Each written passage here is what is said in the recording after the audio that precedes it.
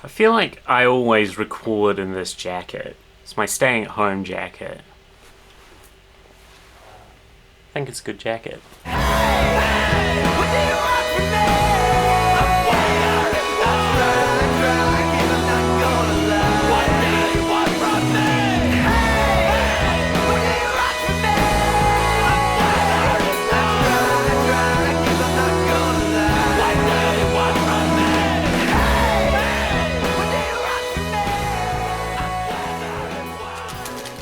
We've got 8 packs of high seas to open. Let's go find those commons that we're looking for.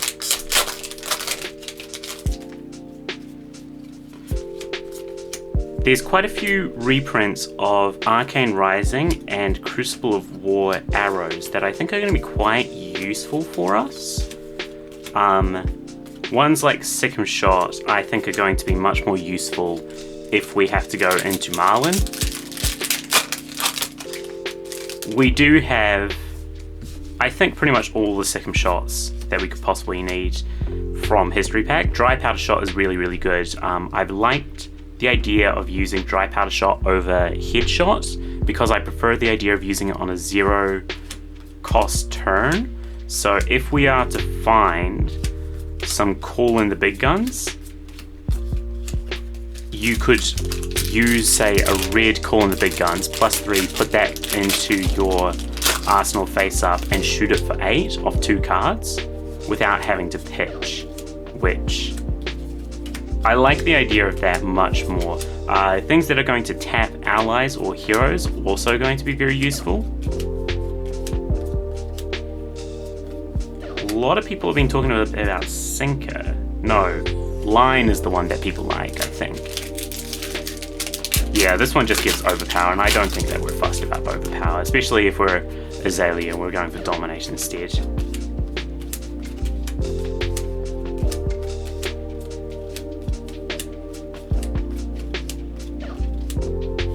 Ooh, we have a gold-baited hook. Now, if we... not useful for us here, though, do we consider trading this? That's a really hard call, to be honest. We could swap this for a tunic, is what I'm thinking about. But it could also be useful in Marlin. I think that we probably are going to be swapping it. We'll see how the rest goes, but I'm not unhappy with that at all. But I have quite actually enjoyed using, Big Game Trophy Shot. That's going to be quite helpful as well. For Marlin, obviously, because it's a pirate card, but I have enjoyed having hidden agendas. The ability to flip cards up and use that pitch to fire them off things like Codex of Frailty has been quite helpful. Hook, which one's this one? This is +1 on attacks, so I'm not sure about that one.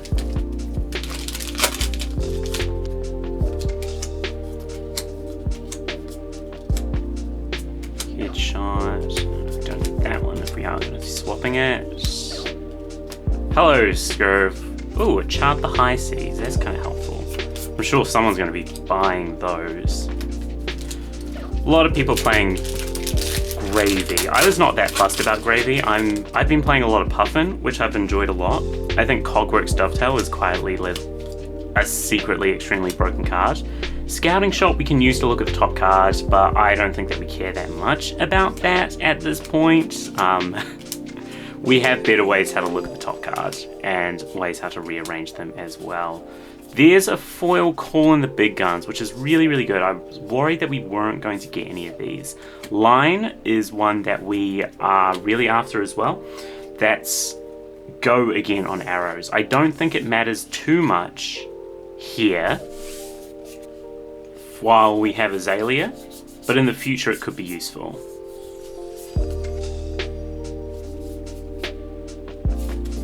Let's get to deck building. No, actually.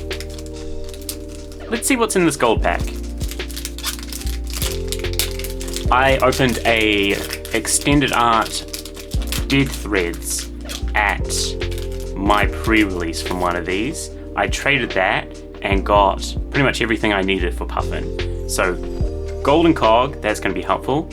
And for the cold foil, tip the bucket. Okay, foil majestic of anything is pretty damn good. We're happy with that. We're not upset at all. Decent pulls this week. Let's see what we can do with them.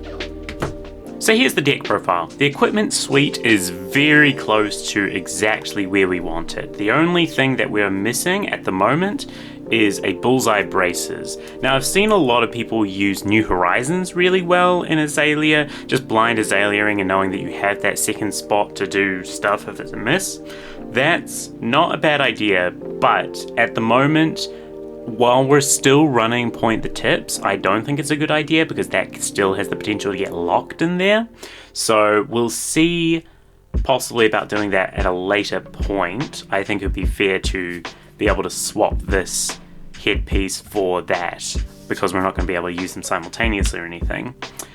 We have swapped the gold baited hook for the tunic. Even if we were to go into Marlin, a tunic is going to be so much more useful than a gold baited hook.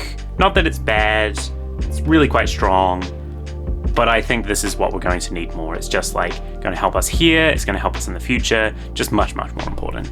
For our attacks, there's no changes this week, not in the main board anyway. I think we're very close to getting rid of Ravenous Rabble. We almost have enough ways how to look at the top card of a deck that we don't need it anymore, or at least can move it to the sideboard. But I think that, at least with my level of confidence right now, I don't think that we're quite there, but it's getting close, it's getting close. For our non-attacks, we've added in calling the big guns. I really was hoping to get more of these. They are just a common, so it shouldn't be too hard to get a play set, but unfortunately we could only get one today, and we actually got it in the foil slot, which is kind of irritating, but I really like it to be able to put a spy sniping into Arsenal and then look at the top two cards. That seems really helpful for us right now. I think the main weakness of the deck right now is that we don't have enough non-attacks, so we can't buff arrows sufficiently. So that's what we're going to be looking for when we go back into high seas next. For our sideboard, the main change is that we have swapped head shots for dry powder shots. I like the zero cost more. It feels like it's easier just to force out damage that way. So we don't need to, if it's more of a crappy hand, then we can use that to still make a good number and just push through with it. Say you have counter on tunic or something now, and this card and 3 other arrows in hand. It's a pretty bad spot, but you could use these to block, tunic load, shoot for 5, use the draw to Arsenal. So it's not, I think it's better in that situation than headshot. We'll use it in situations that we just want to be putting out more damage. But yeah, I think that's better. I have 2 here. We only opened 1, but we got 1 from a gem pack, so we got a full art of it. I just don't know where it is right now, so I'm just going to use this one. If we can find it, then I'll just swap it over, but it's, you know, functionally the same card. I have this nice box now to put Azalea into because the other one that we were using was absolutely falling apart, but yeah. Let's go down to Armoury. He'll never come back. He's like, what? No, so he also got for punishment. He'll be back. Oh my god, that feels so 2021 right now. It won't take long. It's like Okay. Thank you. Is that red? Yes, that's good. Space Witch? I'll help you with side just because I know what's up with the side. What that card? Basically, you're an ninja, you know how, right? I play well. Yeah. 1 and then 2. Yep. 1, 2, 5. Basically, 2 Basically I got calling the big guns, that's the main thing. You need a second call in the big gun? Not for this. Last on you. Alien. Or you can go Dachi 7 with like a CNC. Oh, yeah. I don't think this card's good. First up is Azalea, and we are going second. We only have 1 arcane barrier because we're choosing to use Tunic instead of Hidden Agendas, because you can't use Hidden Agendas to load off Death Dealer, which is like the first point of needing pitch, but maybe 2 Arcane Barrier was worth it in the end. This matchup isn't a very long game anyway, so we might not make it to 3 tunic counters, but if we do, they're gonna really matter. We want to keep Azalea off being able to find a combo. Basically, we want to make sure that they can't hold on to Gone in a flash so they can attack with it 6 times in a row. So we just want to dominate 3 to 4 good arrows before they can find that or sit on it for a turn. We'll use our cross wrap to flip an arrow and see a lace with inertia on top of the deck. Even though it's not an arrow, we will Azalea into it because playing it out lets us load and fire a drill shot for 13. This has an inertia on hit, which is what we're looking for this game to keep them off a combo, and even though it's not dominated, 13 is a really big number for a deck that's forced to run instants and 2 blocks, so they're just going to take this one straight to the face. They will have a strong turn of an Eclectic Magnetism into a Bindings of Aether, but even after that, we're still ahead on life and have some strong tempo. Crosswrap has done a lot to help improve the consistency of this deck, but even when it doesn't show us an arrow, it still gives us plenty of information on how best to play out the next turn. We can knock to search for an arrow to dominate, and we'll try to use Remorseless here. Because we're getting really close to killing them, if we can reduce their life to the 1 to 5 range, a Remorseless is kind of as good as Red in a Ledger because it can possibly kill them themselves. We'll give this go again from Snapdragons and use Tunic to load, drawing a card, then firing a second arrow for 6. Azalea will 2-card block and can somersault those cards back to his hand, but it really feels like he wasn't actually expecting that second arrow and wanted to use the somersault on his turn to attack with instead of blocking with it, basically. We've bought ourselves another turn by doing this, and we can fire an Infecting Shot for 8. They'll block out 5, and we can use our sneaky Rain Razors to push it just over the top for exactly lethal and claim the first win of the night.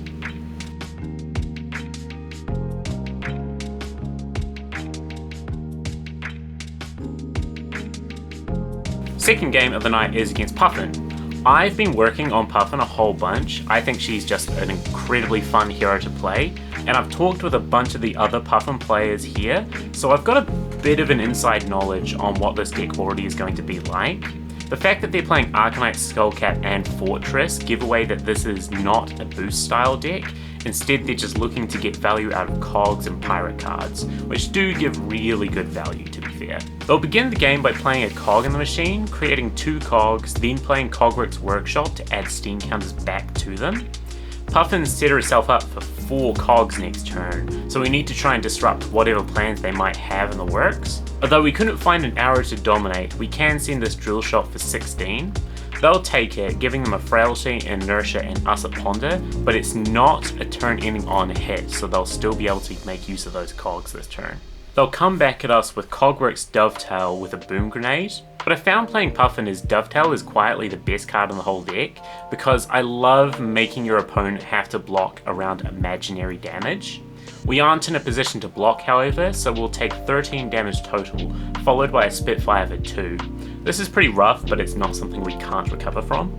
We have a pretty good life lead in the mid game despite that turn, but Puffin comes out with a 16 damage comeback to really put us into a dangerous sub 5 life range.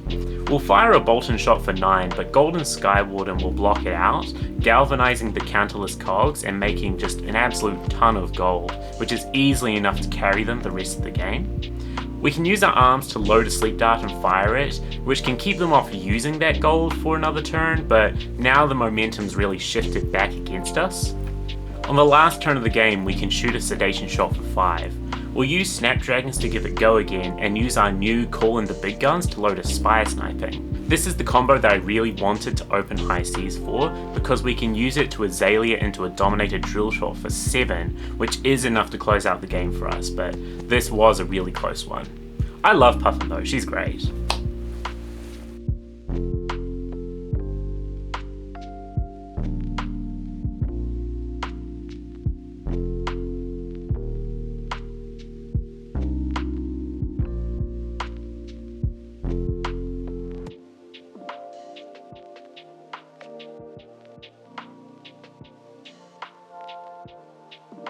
Next up is Azalea again. This is a different pilot obviously, but I don't know, do you get this many Azaleas playing in your local armories? I think my locals is just absolutely addicted to losing on wizards. The strat is just the same as last game, hit them hard, hit them fast, give them inertias and keep them off a combo. Mind Warp though has been such an annoying card to me. We don't want to be blocking out or giving up cards, but it is one of those cards that just forces you to lose value. Azalea will Mind Warp us for 3 and we'll pitch a card to save some life and stop the surge, but even if we didn't, we would still have to give up one card one way or another and live off a 3-card hand, which is really not what we want to be doing. Well, we can still come back with the Sedation Shot for 8. Here we can flip another Sedation Shot to peek a Stone Rain off top, which we will Azalea into. We can pitch a blue and use Crow's Nest to give it an aim counter, making it 8 dominate with on hit. Snapdragons will give it a go again and we follow with an Infecting Shot for 5. We're at 21 to their 3, but Azalea leads with using Old Knocker to break Lightning Greaves, so this is their combo turn and now we just need to survive it. We'll block where we can to save some life, but a finishing Mind Warp for 10 means all we can do on our next turn is fire a Naked Bolton Shot for 4. We also had to use our Cross Wrap to block with, giving up our only source of Arcane Barrier, and as soon as I said that, you know exactly where this game is going. They are in lethal range, so they do have to respect the Bolton Shot. However, our life is getting chipped down pretty badly. We're at 2, and I've learnt now how seriously we can't afford to get lower than about 4 life against a wizard. We'll knock searching for a card, but they'll respond by using Volzar to buff a shock, just killing us exactly. It's rough to lose a game like that, but I really would be a hypocrite to complain. I won a whole bunch of Aurora games that way.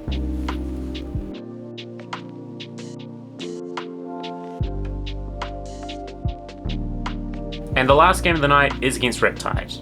Riptide right now is waiting the sidelines for Azalea to LL so he can step in as the aggro ranger. He has damage, but he doesn't have the dominated on hits that we do, so watch out for more of a go wide, number efficient strategy than our go tall, stun effect one. They also have more defensive options since they don't need to worry about misses on the top of the deck, so they have traps, but honestly the only one I'd say we really care about is Buzzsaw Trap, which is the one that can reduce an attack back down to its pace. This Sedation Shot comes in for 12, and we don't care about this Tar Pit Trap that's blocking it because it doesn't have an active on hit. We're not often going again anyway, it's usually just off a Ravenous Rabble or Snapdragons. Riptide can still come in though for some pretty strong numbers, like a Bolton Shot for a 5 and then a Heatseeker for an 8. This also plays around the inertia that we gave them by stacking effects, so inertia will trigger before Heatseeker and the Ponder. Well, look, it's all just boring rules stuff. If you want to know, ask your local judge. All you need to know right now is that we give them inertia and they still end up with 2 cards in Arsenal anyway. We can play a Ravenous Rabble for 4 with Go Again, and they can block with a Frailty Trap activating its effect. Frailty is particularly bad for us because all of our attacks are coming from Arsenal, but we still can fire this Dry Powder Shot for 13, giving a Frailty and a Blood Rot back. We followed this up with another Ravenous Rabble, but it only reveals a blue, so it's just 2, and then a Naked Stone Rain. It is for 13, but it doesn't have that juicy on hit that I like. It does help push us into a life lead, so if we can find one last arrow to dominate, we should be able to close the game out. We'll play a Call in the Big Guns, loading a Spire Sniping and finding an Infecting Shot off the top. If they have Buzzsaw Trap, they can block this out, even though it is dominated, so we get to hold on to a buff and an arrow just in case we need to Snapdragons and fire again, but the dominated arrow actually is enough to get us there, and we do finish the night 3-1.